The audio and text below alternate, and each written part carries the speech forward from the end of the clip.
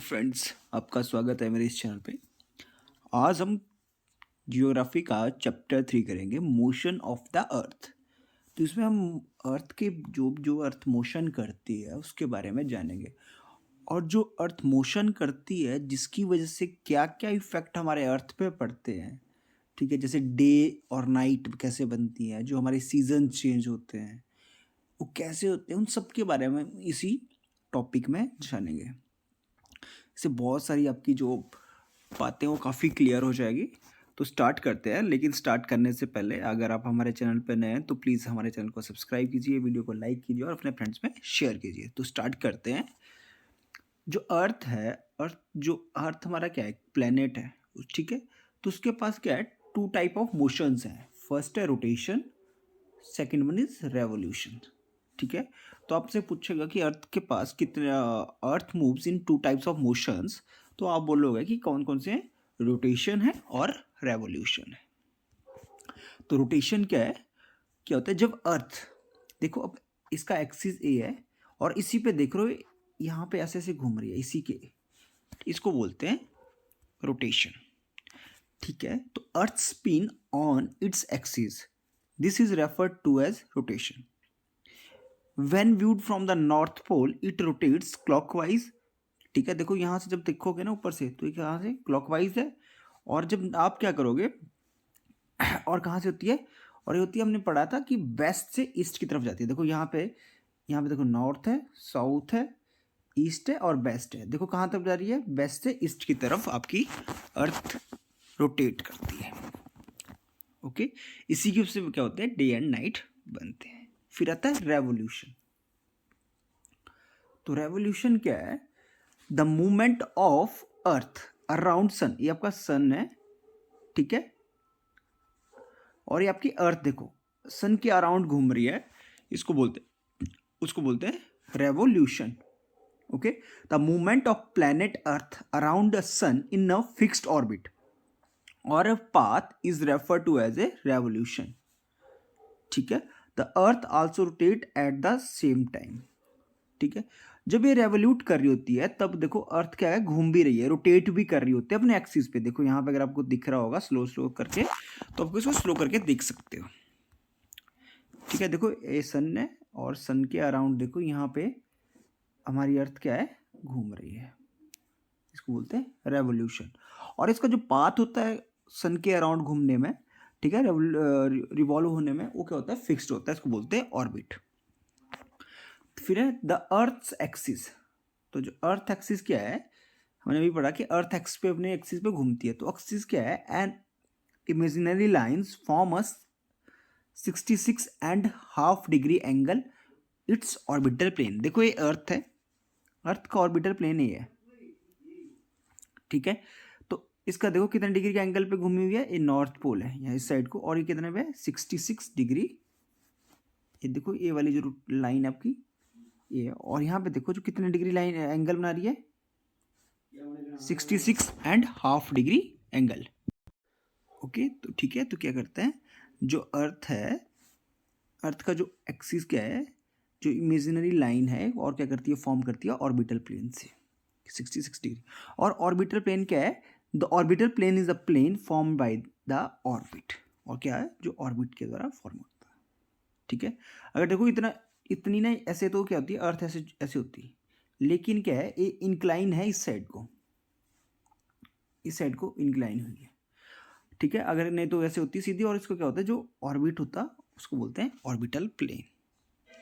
फिर आता है सर्कल ऑफ इल्यूमिनेशन। तो इल्यूमिनेशन क्या है, ये भी एक इमेजिनरी सर्कल है, किसके ऊपर, अर्थ के ऊपर। ठीक है, और जो क्या करता है, डिवाइड करता है अर्थ को डे एंड नाइट में। देखो ये अर्थ है, तो देखो इस सन की वाली साइड है, तो इसको हमने क्या होता है, डे होता है, और जो अपोजिट डायरेक्शन में होता है इसको क्या होता है, नाइट होती है यहाँ पे, क्योंकि अंधेरा होता है। हमने लास्ट चैप्टर में भी देखा था। ओके, तो क्या है, डे और नाइट में डिवाइड करता है हाफ में। It is not the same as the earth axis does not coincide with it. The circle of illumination formed a 23.5 degree angle with respect to the earth axis. क्या करता है, जो ये जो सर्कल ऑफ इल्यूमिनेशन है form होता है कहाँ, ये एंगल कितना 23.5 डिग्री एंगल करता है with respect to earth axis. ठीक है, तो अब क्या है, तो आपको लग गया ना पता सर्कल ऑफ इल्यूमिनेशन क्या है। एक इमेजिनेशन है, सर्कल है। ठीक है, इमेजिनरी सर्कल होता है और जो अर्थ को क्या करता है, डिवाइड करता है डे एंड नाइट में। ओके, ये आपने यहाँ पे देख लो। फिर आता है रोटेशन ऑफ अर्थ। हमने पढ़ लिया कि रोटेशन ऑफ अर्थ जो है वो कैसा मोशन है। ठीक है, इसी जो रोटेशन की वजह से क्या होता है, जो डे और नाइट का फॉर्म फिनोमिना है वो कॉज होता है। डे और नाइट इसी की वजह से बनते हैं। ठीक है, without rotation one side of earth will be perpetually dark and temperature would be dropped in this half. क्या होता है, देखो यहाँ पे देखो, अब अगर ये रोटेट नहीं करेगी अर्थ, तो देखो ए वाली साइड क्या है, अर्थ की सन की साइड है। ठीक है, तो ये जो अर्थ का फेस सन वाली साइड है वहाँ पे तो दिन दिन रहेगा, वहाँ पे तो गर्मी पूरा टाइम रहेगी। लेकिन जो अपोजिट डायरेक्शन में देखो, इस वाली साइड को देखो, ये अपोजिट डायरेक्शन है, यहाँ पे देखो सन की रेज पड़ेगी नहीं, और यहाँ पे क्या डार्क रहेगा हमेशा, और क्या रहेगा हमेशा, जो टेम्परेचर है वो हमेशा ड्रॉप रहेगा। इसलिए रोटेशन ऑफ अर्थ ज़रूरी है। और जो अर्थ है अपने यहाँ पे ना, जैसे इस रोटेशन को पूरा करने के लिए, ऐसे पूरा आने के लिए 24 आवर्स लेती है। ठीक है, इसको बोलते हैं 1 डे ऑन अर्थ।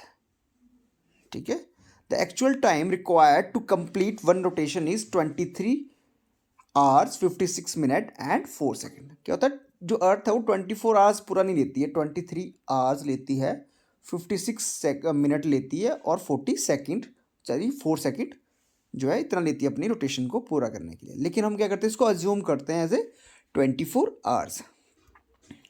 फिर आता है रेवोल्यूशन ऑफ अर्थ। मोशन को हमने देख लिया, क्या करता है, मूवमेंट होती है अर्थ की। ठीक है, on its orbit around the सन।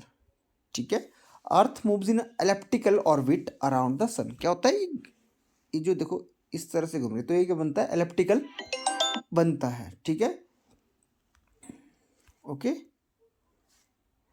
और जो वन रेवोल्यूशन को पूरा करने के लिए कितना टाइम लेती है, 36.25 डेज लेती है वन रेवोल्यूशन को कंप्लीट करने के लिए।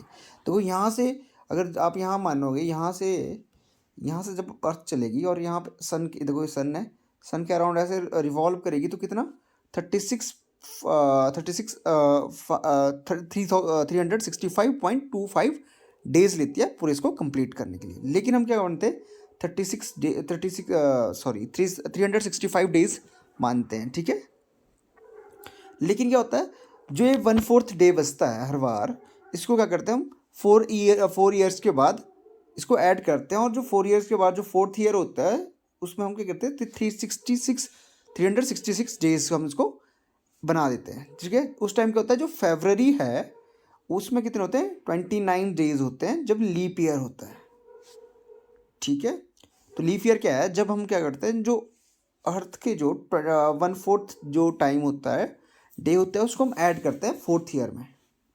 ओके, उसको बोलते हैं हम लीप ईयर। तभी क्या होता है, जो फरवरी में 29 डेज होते हैं। जैसे अब की बार 2024 में क्या है, लीप ईयर है, तो इस टाइम क्या है, जो फरवरी वो 29 डेज का है। फिर आता है सीजन्स। जो सीजन्स कैसे बनते हैं, तो season change as earth position around sun shift.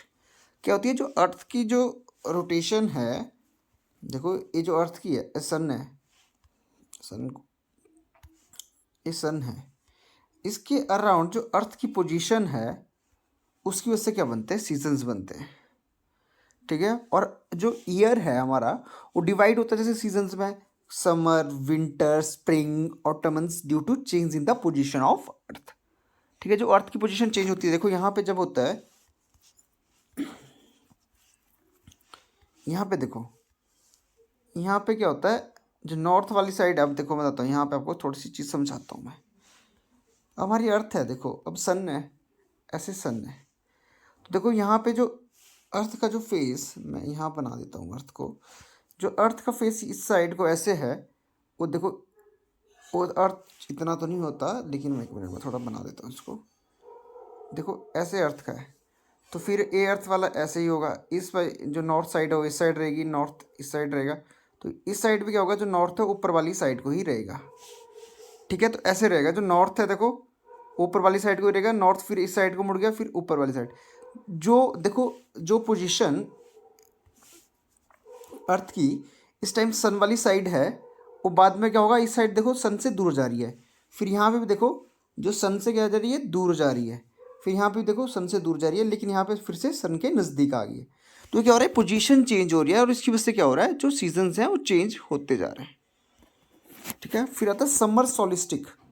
ठीक है, समर सोलिस्टिक क्या होता है, ये कब अकर करता है, ये करता है 21 जून को, और एक किस साइड करता है, नॉर्दर्न हेमिस्फीयर। अब आप बोलोगे नॉर्दर्न हेमिस्फीयर क्या होता है, हमने लास्ट चैप्टर्स में पढ़ लिया हुआ है नॉर्दर्न हेमिस्फीयर।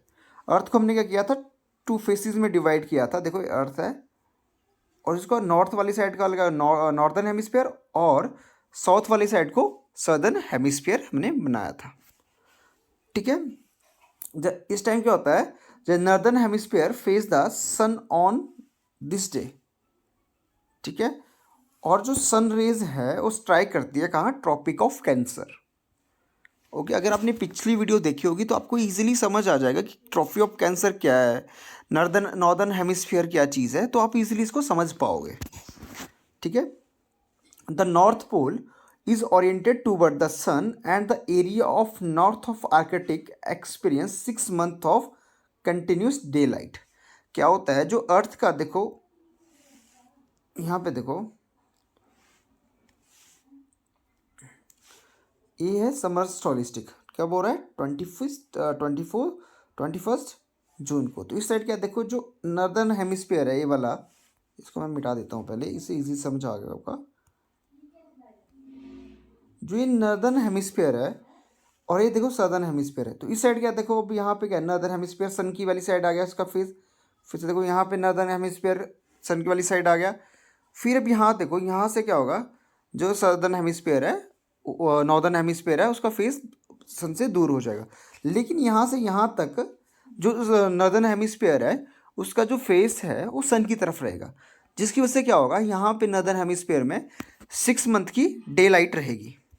ओके, और वही जो समर सोलिस्टिक है which occurs on the June 21 has the longest day and the shortest night. क्या होता है इस टाइम, जो नॉर्दर्न हेमिस्फीयर में हमारे देखो जब 21 जून होता है तो उस टाइम बोलते हैं ना कि दिन लंबा होता है।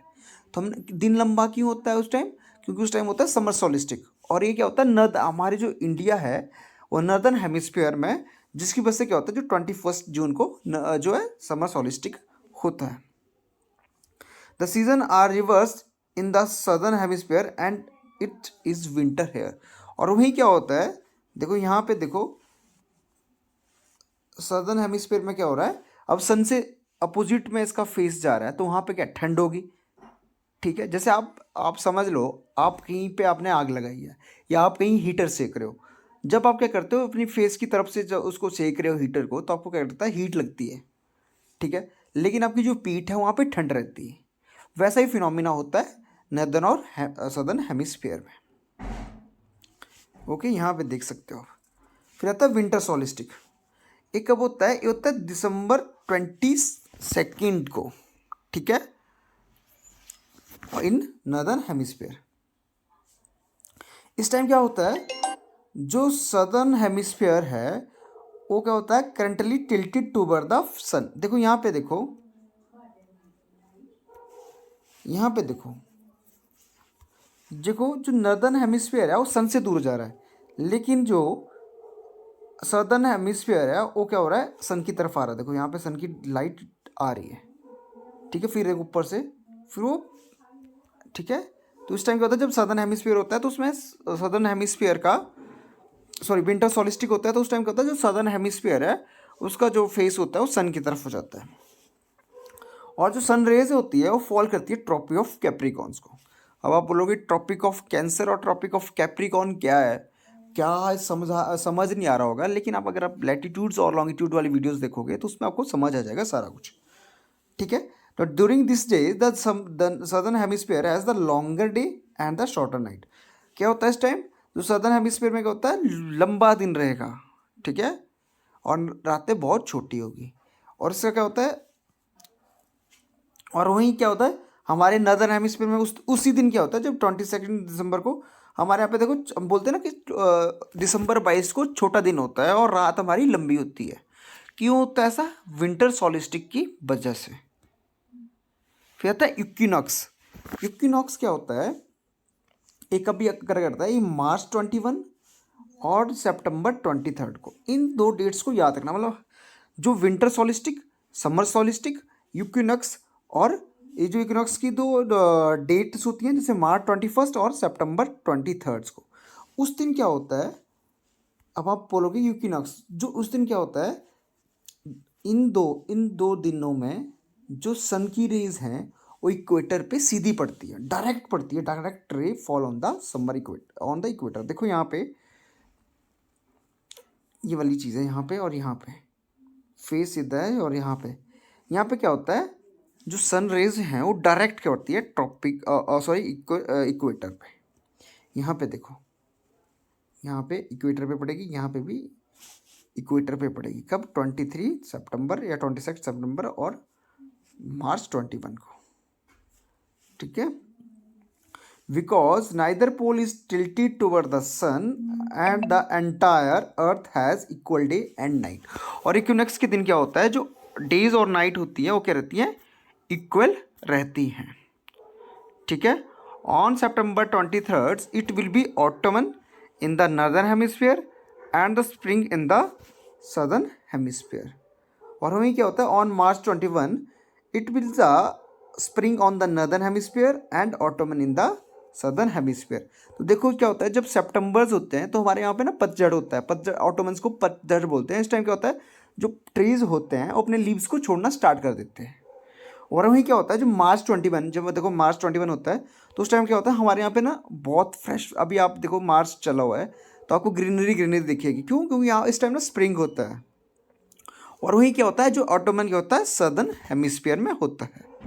ओके, तो आई होप आपको यहाँ तक जो भी हमने चैप्टर पढ़ाया उसमें जो भी हमने चीज़ें पढ़ी वो आपको समझ आई होगी और आपकी बहुत सारी चीज़ें क्लियर हुई होगी।